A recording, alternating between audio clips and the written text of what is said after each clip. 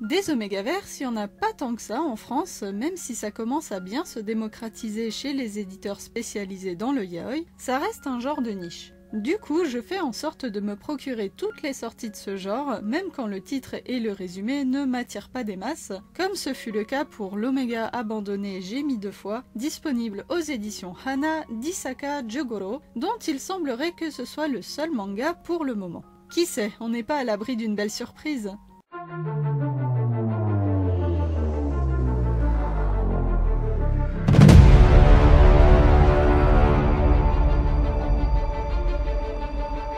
Kyoichi, un oméga de 40 ans, vit avec Neon, ou Néon à l'occidental, je ne sais pas vraiment, alors je prononcerai Neon, comme je pense que son prénom est japonais. Neon donc, son fils adoptif, adolescent. Je ne vais pas m'attarder sur les dessins que je ne trouve pas vraiment exceptionnels, sans que ce soit vraiment laid non plus. J'ai vu pire, mais aussi beaucoup mieux.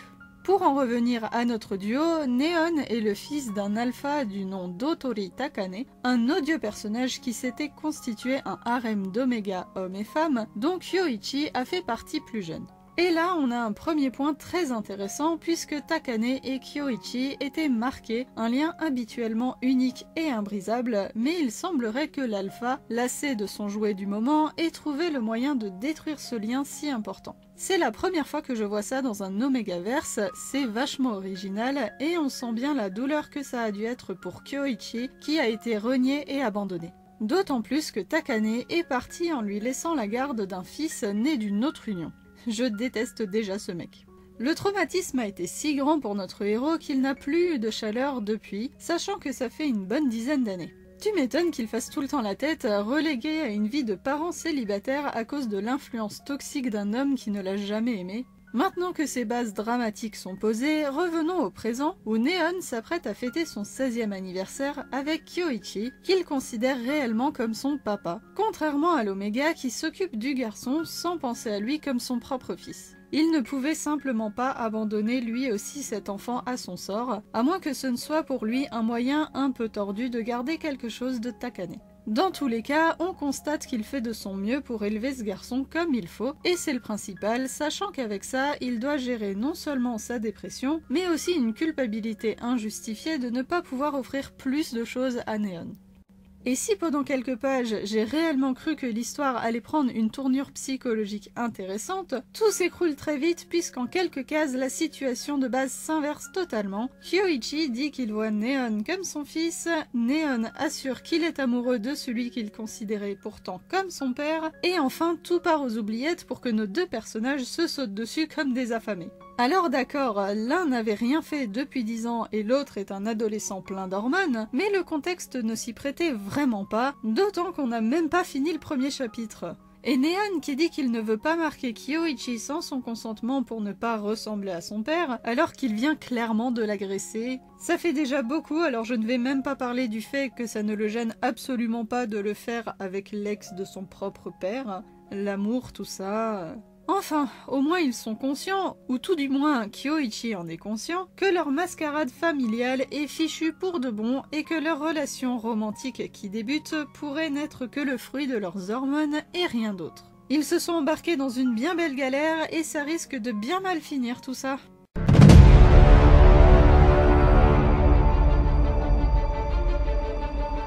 Neon développe rapidement une obsession malsaine envers Kyoichi, ou peut-être qu'il l'avait déjà avant, c'est pas hyper clair, et la question se pose de savoir s'il n'est finalement pas un aussi mauvais alpha que Takane. Sans blague.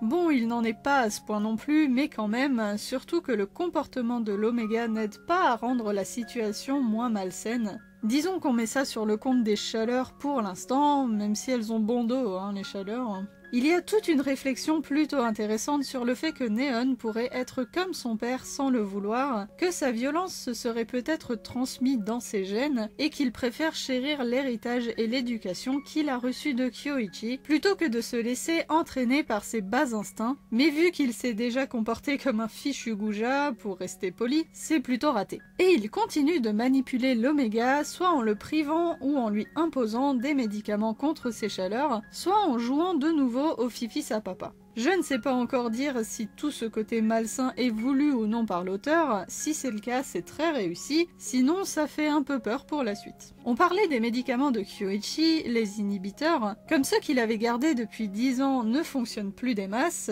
c'est pas étonnant, Neon décide qu'il doit en acheter de nouveaux, plus performants, mais aussi plus chers. Le jeune Alpha décide de prendre un petit boulot en tant que mannequin, officiellement pour payer le traitement, officieusement pour tenter de se rapprocher de son père biologique, qui est un genre de star, sans qu'on sache trop ce qu'il fait exactement. Mais quelle bonne idée!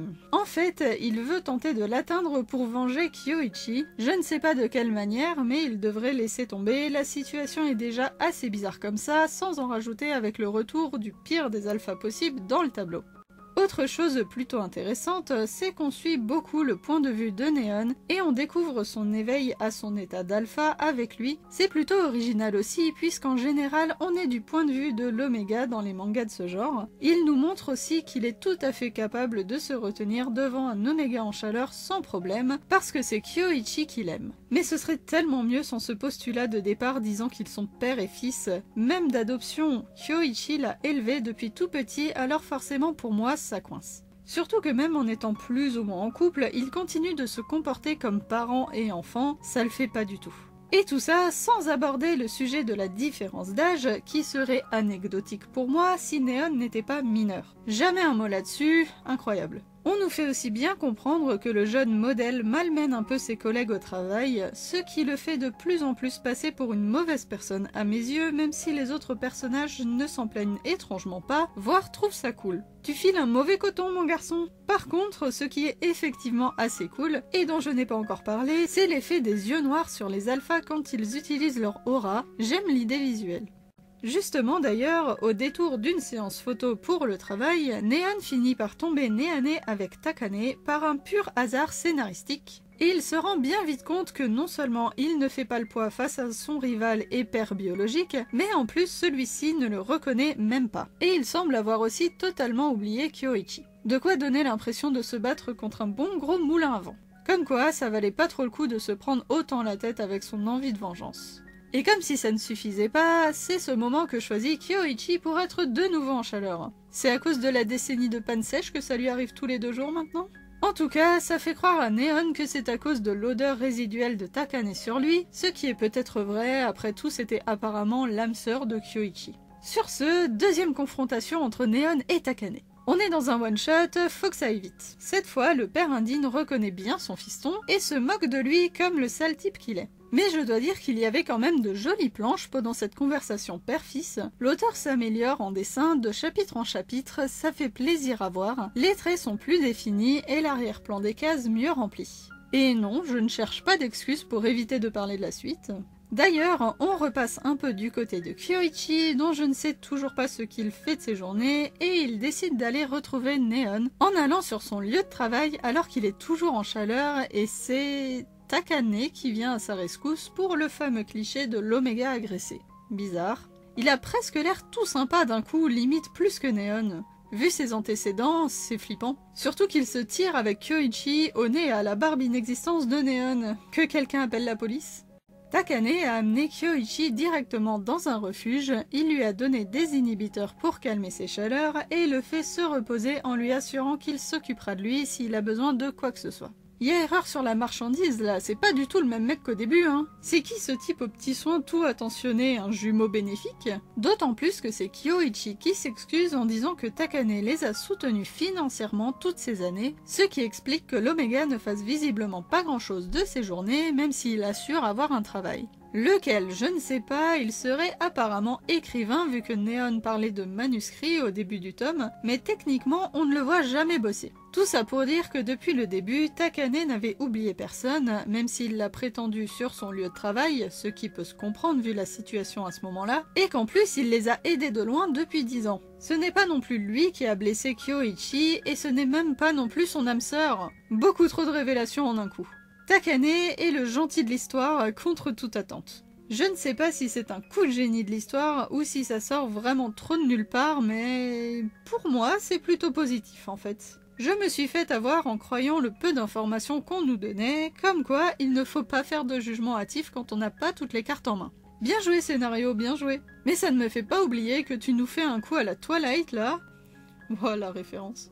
Avec l'âme sœur qui était en fait l'enfant du mec avec qui Kyoichi sortait, et ça ne me fait pas non plus oublier que celui-ci l'a élevé comme un parent quand même. D'ailleurs, du côté de Neon, ça va pas fort. Son pote est assez incroyable, pas juste le PNJ que je pensais qu'il était, mais évidemment son Oméga lui manque et il souffre de son absence. Il entre en plein déni en se convainquant que Kyoichi est retourné avec Takane, mais nos deux héros se retrouvent finalement sous l'ombre de ce fâcheux quiproquo. D'ailleurs, tout ce qu'explique Kyoichi à Neon sur le fait que Takane les a abandonnés tous les deux pour les protéger de la mère de Neon, c'est quand même très en opposition avec le début du tome. Je me demande si l'auteur n'a juste pas changé l'histoire en cours de route, ça fait un peu trop comme si Kyoichi découvrait le problème de la mère de Neon alors que c'est elle qui est censée l'avoir blessé. Donc il aurait dû le savoir dès le début. Mais je m'égare encore. Nos tourtereaux se retrouvent donc tous les deux pour le final. Et quel final, je suis bien rentrée dedans, il faut dire que c'était beaucoup plus mignon que ce à quoi je m'attendais. Pour ceux qui sont dans le coin spoiler sans avoir lu, je laisse cette dernière surprise pour votre potentielle future lecture, et pour les autres je pense qu'on ne peut que souhaiter beaucoup de bonheur à tous nos petits personnages après cette jolie fin qui clôture bien leur histoire.